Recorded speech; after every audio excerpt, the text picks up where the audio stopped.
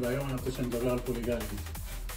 מה זה בעצם פוליגל? פוליגל זה חומר PVC דק וגמיש יחסית, אבל הוא נותן לנו את הקשיחות שבעצם הוא משלב בין עלות נמוכה לחומר שהוא יחסית קשיח.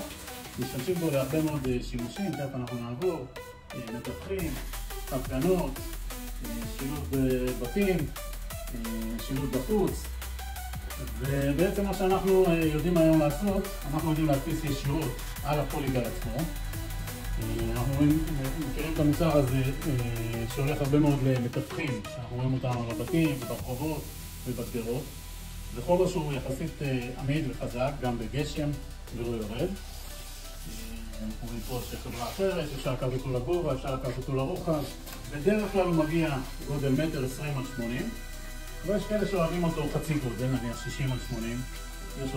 אפשר לקחת אותו בגודל של 30 עד 40, כל אחד והצרכים שלו. ההדפסה שלנו, יש לנו שתי אופציות של הדפסות. בעצם יש לנו את המדפסת הזאת, המדפסת הישירה, אנחנו מדפיסים צבעוני על הפוליגל. ויש לנו, אנחנו עושים גם דפוס משי לפוליגלים. בכמויות גדולות שרוצים להדפיס צבע אחד, משהו שהוא יחסית זול, אז המוצר הזה נותן בעצם פתרון מעולה לכמויות גדולות. אנחנו יכולים לראות פה למשל לבתים ולוועדי בתים. אנחנו יכולים להשתמש בו להפגנות. הרבה פעמים לוקחים אותו לכל מיני הפגנות, מפגנים כמויות גדולות, בכל מיני גדלים, זה 60 עד 80, אם זה 40 עד 30, אפשר לקחת אותו עם טבעות ובלי טבעות.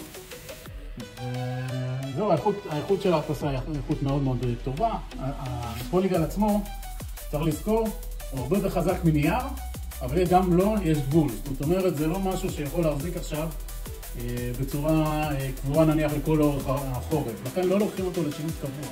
בדרך כלל לוקחים אותו לשילוט זמני, שבוע, שבועיים, חודש, חודשיים, תלוי. גם אם יש מאחוריו קיר, אז הוא יחזיק יותר. אם הוא צריך להיות באוויר לגמרי, אז הוא יחזיק פחות. זהו, זה המוצר שלנו. אז מי שמכיר את הפוליגלים, זה חומר שהוא זול, וזה באמת העיקרון שבו. בנוסף, אנחנו, לעומת העבר, לפני כמה שנים שהיינו עושים עליו הצמדה, היום אנחנו מדפיסים עליו ישירות.